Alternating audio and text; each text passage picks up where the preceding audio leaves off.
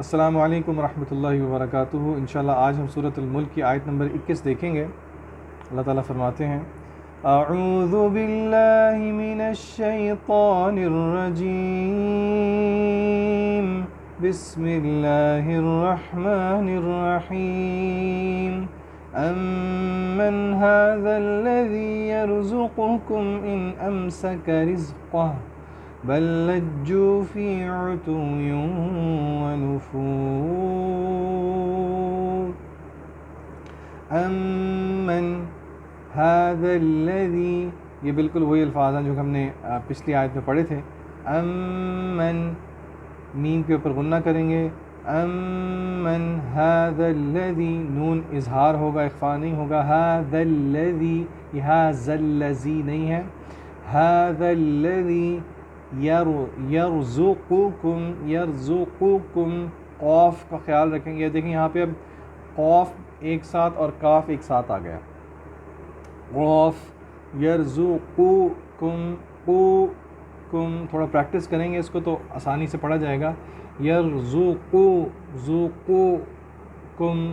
اب میں یرزقکم بھی نہیں پڑھ رہا اور یرزقکم بھی نہیں پڑھ رہا، پہلے قاف ہے اور پھر کا ہے۔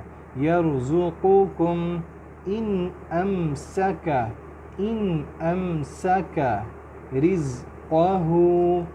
رزقہ، زا بزنگ ساؤنڈ آئے گی، قاف کو تھوڑا پر کریں گے، موٹا کریں گے، رزقہ، اور اگر میں وقف کر رہا ہوں یہاں پہ تو رزقہ، بل لجو، بل کا لام اور اگلا لام مل جائے گا کیونکہ اس کے اوپر شد ہے، لجو، اور پھر آگے جیم بھی لام کے ساتھ ملے گا کیونکہ اس کے اوپر بھی شد ہے، اس کو ہم بلجو نہیں پڑھیں گے، بل لجو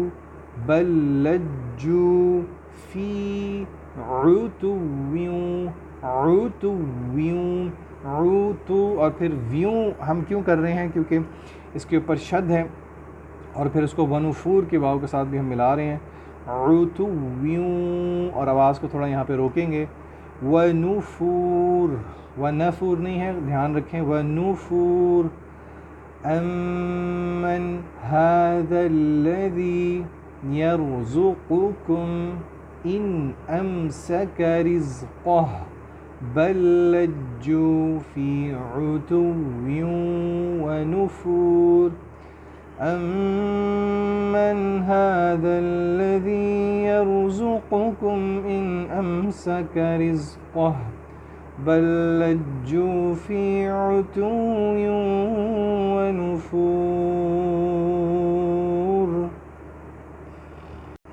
ان الحمد للہ نحمده ونستعینه ونستغفره ونعوذ باللہ من شرور انفسنا ومن سیئات اعمالنا من يهده الله فلا مضل له ومن يضلل فلا هادي له واشهد ان لا اله الا الله وحده لا شريك له واشهد ان محمدا عبده ورسوله اما بعد۔ انشاءاللہ آج ہم سورۃ الملک کی آیت نمبر 21 کی تفسیر دیکھیں گے۔ اللہ تعالیٰ فرماتے ہیں امن هذا الذی یرزقکم ان امسک رزقہ بل لجوا فی عتو ونفور۔ پچھلی آیت کے ساتھ ہی اس کا جو ہے وہ کانٹیکسٹ چل رہا ہے۔ پچھلی آیت میں اللہ تعالیٰ نے فرمایا تھا امن هذا الذی هو جند لکم، کیا تمہارے پاس کوئی لشکر یا آرمی ہے رحمان کے علاوہ جو کہ تمہیں اس سے بچا سکے؟ ان الکافرون الا فی غرور، بلکہ کفار دھوکے میں ہیں۔ یہاں پہ بھی اللہ فرما رہے ہیں امن هذا الذی یرزقکم ان امسک رزقہ، تمہیں کون ہے جو کہ رزق دے دے اگر اللہ ہی اس کو روک دے؟ بل لجوا فی عتو ونفور، مگر یہ لوگ بل لجوا سٹبن ہیں، اڑے ہوئے ہیں، فی عتو ونفور، اپنے کبر میں، سٹبنلی پراؤڈ، فلینگ فرام ٹروتھ، یعنی کہ حق سے بھاگتے ہوئے۔ دیکھیے اللہ تعالیٰ نے یہاں پہ پھر دعوت دی ہے غور و فکر کی، اور کہا ہے کہ یہ رزق جو ہے یہ اگر روک دے اللہ تو پھر تم کہاں سے لے کے آؤ گے؟ سمپل ریفلیکشن لیکن ویری ڈیپ ریفلیکشن، اور یہاں پہ میں اور آپ بھی رک کے ریفلیکٹ کریں۔ ہم یہ اس بات کو سمجھنے کی بہت ضرورت ہے۔ ایک ہے سبب اور ایک سبب یا اسباب جنہیں کہا جاتا ہے، مینز جنہیں کہا جاتا ہے، اور ایک ہے مسبب الاسباب، یعنی کہ جو مینز کیا کہنا چاہیے اس کو، یعنی کہ جو جو ڈرائیونگ فورس ہے پیچھے اسباب کے. تو اللہ تعالیٰ نے نو ڈاؤٹ ہمیں مینز اختیار کرنے کو کہا ہے، لیکن یہ بات ذہن میں رکھیں کہ at the end of the day مسبب الاسباب جو ہے وہ اللہ تعالیٰ کی ذات ہے. ہم کہتے ہیں کہ ہم جاتے ہیں، ہم محنت کرتے ہیں، ہم کما کے لے کے آتے ہیں اور ہم کاشتکاری کرتے ہیں. فار ایگزامپل یہ پانی، آٹا اور یہ سارا کچھ یہ فارمرز وغیرہ اگاتے ہیں، تو جان لیجئے کہ یہ ان کے پیچھے جو را مٹیریل ہے وہ سارا کس نے پیدا کیا ہے؟ وہ اللہ تعالیٰ نے پیدا کیا ہے. اور اسی طرح کا انداز اللہ تعالیٰ سورہ ملک کے اینڈ پہ بھی کریں گے، ہم جو پڑھیں گے انشاءاللہ. اللہ پوچھیں گے کہ اگر یہ جو پانی ہے اللہ پانی غائب کر دے سارا، تو پھر کہاں سے لے کے آؤ گے؟ تو یہ آپ دیکھیں کہ اس کو اگر آپ اس طرح سمجھنے کی کوشش کریں گے، اتنی سادی چیزیں ہیں، انسان اس پہ غور نہیں کرتا. اللہ دعوت دے رہے ہیں کہ غور تو کرو کہ اگر اللہ تمہارا رزق روک دے تو تمہیں کہاں سے کون رزق دے گا؟ تو اسی لیے یہ بات ذہن میں رکھنی چاہیے کہ اللہ تعالیٰ ہی پرووائڈر ہے، اللہ تعالیٰ ہی سسٹینر ہے. رزق کا ٹاپک ایک دفعہ پہلے بھی اس صورت میں گزر چکا ہے، اور ہمیں یہ بات ذہن میں رکھنی چاہیے کہ اپنی پوری کوشش کریں اسباب اختیار کرنے کی، اور پھر توکل اور بھروسہ کریں اللہ تعالیٰ پہ. ایسے نہیں ہے کہ آپ گھر پہ بیٹھ جائیں اور آپ کو رزق آپ کی پلیٹ میں آ جائے گا، یہ بھی غلط سوچ ہے. اور ایسے بھی نہیں ہے کہ صرف مادی اسباب پہ آپ جو ہے وہ اپنا سارا کا سارا فوکس رکھیں. نہیں، آپ اللہ تعالیٰ نے قرآن مجید میں فرمایا ہے سورہ طلاق کے اندر، وَمَن يَتَّقِ اللَّهَ يَجْعَل لَهُ مَخْرَجًا، جو اللہ سے ڈر گیا، اللہ سے تقوی اختیار کر لیا، اللہ تعالیٰ اس کے لیے نکلنے کی راہ بنا دیں گے. وَيَرْزُقْهُ مِنْ حَيْثُ لَا يَحْتَسِبُ، اور اس کو ایسی جگہوں سے رزق دیں گے کہ اس کو اندازہ بھی نہیں ہوگا.